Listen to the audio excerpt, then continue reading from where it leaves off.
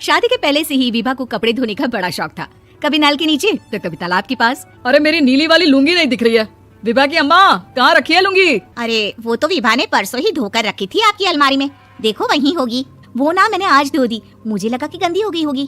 अरे कैसे गंदी हो गई थी, उसे तो मैंने पहना भी नहीं। हे भगवान, इस लड़की के कपड़े धोने की आदत से परेशान हो गया हूँ मैं। जितना तो घर में राशन नहीं आता उससे कहीं ज्यादा डिटर्जेंट पाउडर का खर्चा है। इसकी शादी करवा दो, शादी जाए अपने घर में ही करे काम, फिर चाहे घर के कपड़े धोने हो या पूरे गाँव के।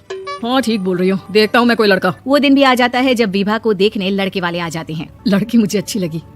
होने वाली सास कहती है, बेटी अगर कुछ पूछना है तो पूछ लो। वैसे तो हमारी लड़की बहुत ही शर्मीली है, जो बोल दो वो मान लेती है, इसे क्या पूछना होगा। अरे कैसी बात कर रही हो माँ, मुझे इन लोगों के घर रहना है, सवाल तो कई है। हाँ हाँ बेटा पूछ लो ना, क्या पूछना है। आप लोगों के घर कपड़े कौन धोता है? सास का मुंह बन जाता है। देखो अगर तुम ये कहना चाहती हो कि तुम्हें कपड़े धोने नहीं आते तो सुन लो, कपड़े मैं ही धोती हूँ, लेकिन तुम्हारे आ जाने के बाद मैं रुमाल तक नहीं धोऊंगी। अरे चुप रहना भगवान, बहू बेचारी घर आई नहीं, उसे डराना शुरू कर दिया। वो क्या है ना बिटिया, अभी तक तो ये कल्लू की माँ ही धोती थी, लेकिन अब तुम्हारे पापा तो दहेज में वॉशिंग मशीन देंगे ही। तभी विभा की माँ बोल पड़ती है, सवाल भी पूछा तो क्या। वैसे भाई साहब, मशीन की तो फिर भी कपड़े धोने की कैपेसिटी होती है, मतलब जो बिटिया दे रहे हैं ना विभा, इसे कपड़े धोने का बहुत शौक है। ये आप लोगों के क्या आस पड़ोस गांव मोहल्ले सबके कपड़े धो दे और उफ तक ना करे। बाहर देखा नहीं आपने कितने कपड़े सूख रहे हैं, सब हमारी बिटिया ने ही तो धोए हैं। बस भी करो ना माँ, शर्म आ रही इतनी तारीफ सुनकर।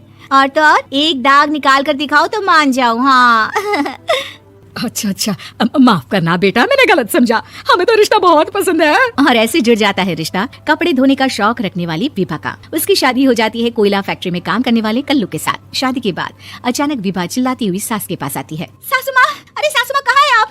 ये तो धोखा है, धोखा दिया आप लोगों ने मुझे। इसे ससुर के चक्कर के बारे में पता चल गया। अरे तो उसमें तुझे क्यों धोखा मिला है? अरे नल में पानी नहीं आता, कपड़े कैसे कब धुलेंगे? अच्छा अच्छा, तू पानी नहीं आ रहा उसकी बात कर रही है? तो आपने क्या सोचा? कुछ नहीं। अच्छा तेरी माँ ने कहा था कि कपड़े धोने का शौक है तुझे, याद आया मुझे। शौक शौक बोलकर कपड़े धोने वाले मेरे जुनून को कम ना आके सासू माँ, कपड़ा धोना मेरा गुरूर है। तभी पति भी वहाँ आ जाता है। अभी अभी मैंने इसे सनी देओल की फिल्म दिखाई है, उसी के डायलॉग मार रही है माँ। अच्छा सुन, साफ साफ बता रही हूँ, पानी सुबह 4 से 6 और शाम को 10 से 12 आता है, समझी? विभा टाइमिंग सुनकर हैरान हो जाती है। ये क्या भूतों का मोहल्ला है? सुबह 4 बजे उठकर कौन कपड़े धोता है? 4 बजे टंकी में पानी जाता है, फिर सारा दिन धोना ना, किसने मना किया? अरे कैसी बात कर रही है? 200 लीटर की टंकी में कितने कपड़े धो लूंगी मैं, सुबह ही उठ जाऊंगी मैं। अब क्या था, विभा सुबह 4 से लेकर रात के 12 बजे तक कपड़े ही धोती रहती। एक रोज सास पड़ोस से निकलकर कहीं जा रही होती है कि साथ वाली कहती है, हाँ कल्लू की माँ, जरा ये बताओ कि 2 साड़ी है, 2 ब्लाउज और एक पेटीकोट और एक नाड़ी वाला लंबा कच्चा। हाँ तो? अरे तो क्या, कितना लोगी धुलाई ये बताओ। धोबन दिख रहे हैं हम क्या? हमारे पति सरकारी नौकरी से अभी अभी रिटायर हुए हैं और बेटा सुपरवाइजर है कोयला फैक्ट्री में। धोबन समझ रखा है हमें? हाय रे कल्लू की अम्मा, माफ कर दो, वो तो मोहल्ले में यही सब बता रहे थे कि तुमने बहू को कपड़ा धुलवाने के काम में लगा दिया है। सास को पड़ोसन की बात सुनकर गुस्सा आ जाता है। वो घर पहुंचती है जहाँ घर के बाहर ही इतने सारे कपड़े सूख रहे होते हैं जितने की किसी धोबन के घर पर। अरे ओ कल्लू की दुल्हन, बाहर निकल।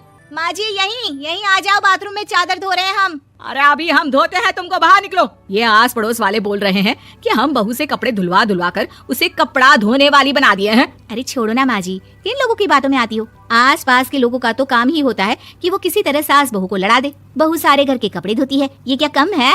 बोलिए। सास को भी लग जाता है कि वो बहू का ये संकीपन नहीं छुड़वा सकती, इससे अच्छा है कि खुद ही चुप हो जाए। एक रोज सास और बहू मंदिर जाते हैं जहाँ सास की साड़ी वहाँ खड़ी भीख मांगने वाली से मिलती है। माँ जी क्या बात है, आपकी साड़ी उस भिखारन से कितनी मिल रही है ना?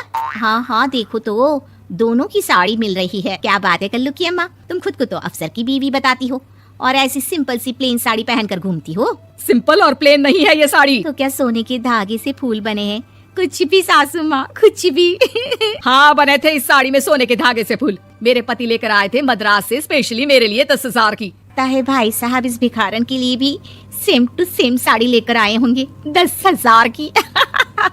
सास उस वक्त कुछ नहीं कहती, लेकिन बहू के साथ घर आती है और अलमारी से एल्बम निकाल कर लाती है। ये साड़ी देख रही है, ये वही साड़ी है जिसे मैंने अभी पहना था। इस साड़ी में ये जो चमकदार फूल दिख रहे हैं ना, ये सोने के धागों से काटे गए हैं, लेकिन तू लोकल वॉशिंग मशीन ब्रश से घिस घिस कर सारे फूलों को निकाल कर साड़ी प्लेन कर दी। मुझे माफ कर दीजिए सासू माँ। और तो और, जब मैंने तुझे तेरी गलती के लिए कुछ नहीं कहा, लेकिन तूने तो सबके सामने मेरा मजाक ही बना दिया। क्यों? बहू को समझ में आ जाता है कि अब से उसका कपड़े धोना बंद।